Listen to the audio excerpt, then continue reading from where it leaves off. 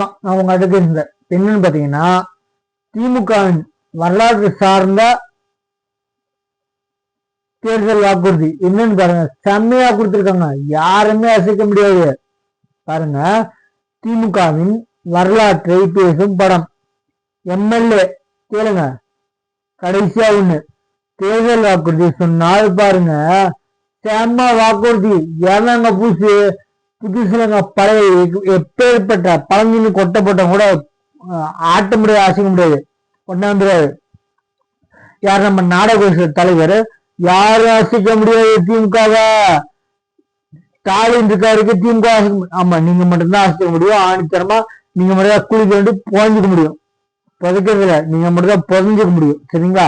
அப்பேற்பட்ட பக்கா வாக்குறுதி கொடுத்திருக்காரு ஸ்டாலின். உடனே வந்து சொல்லி திமுக யாரும் அசைக்க முடியாது, நாங்களா அசைச்சுக்கனாதான் உண்டுன்னா அவருக்கு தெரியும் இந்த மாதிரி அராஜகவாதி யாரும் இல்லை அப்படின்னு சொல்லி. அதனாலதான் வந்து கூட்டணி கட்சி தலைவர் எல்லாம் இருக்கவங்களாம் உலகாங்க ஆட்சி வரணும் எடப்பாடி வரணும்னு சொல்லிட்டு எல்லாமே அவங்க கூட்டணி கட்சி அத்தனை பேரையும் உலகாங்க.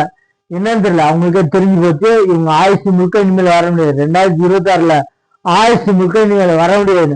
நீங்களே பாருங்க இந்த வீடியோ என்ன எப்பேற்பட்ட வாக்குறுதின்னு பாருங்க. செம்ம வாக்குறுதி, எவனுமே சொல்லிருக்க முடியாது. பாருங்க, அச்சேஷன் போட்டு பட்டியல் போட்டு வெள்ளப்பட்டியல் போட்டு வெளிப்படையாக உங்களுக்கு எல்லாம் எங்க போச்சு பாருங்க. இந்த மாதிரி திறமையான ஆளுங்க இருக்காரு, திமுக அசைக்கவே முடியாது, சரிங்களா? நம்ம சேனலை சப்ஸ்கிரைப் பண்ணி பாருங்க. தேங்க்யூ.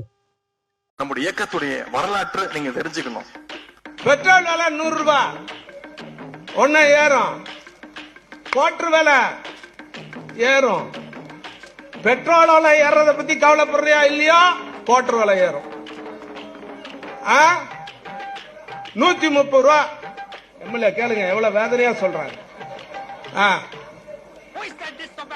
யூசந்திரா கிளாஸ் எவ்வளவுனா 7 ரூபாய். நம்ம ஆட்சியில 3 ரூபாய் கொடுத்தாங்க. என்ன ஆபாயில எவ்வளவுனா 50 ரூபாயா பேசுற வேலை ஹார்ட் அட்டாக்கே வருதுப்பா. 50 ரூபாய் ஆபாயில 5 ரூபா 10 ரூபா கமிஷன் அது கொடு. என்னன்னா அது இந்த ஆட்சியில சரக்கு கூட அடிக்க முடியல. சாச்சா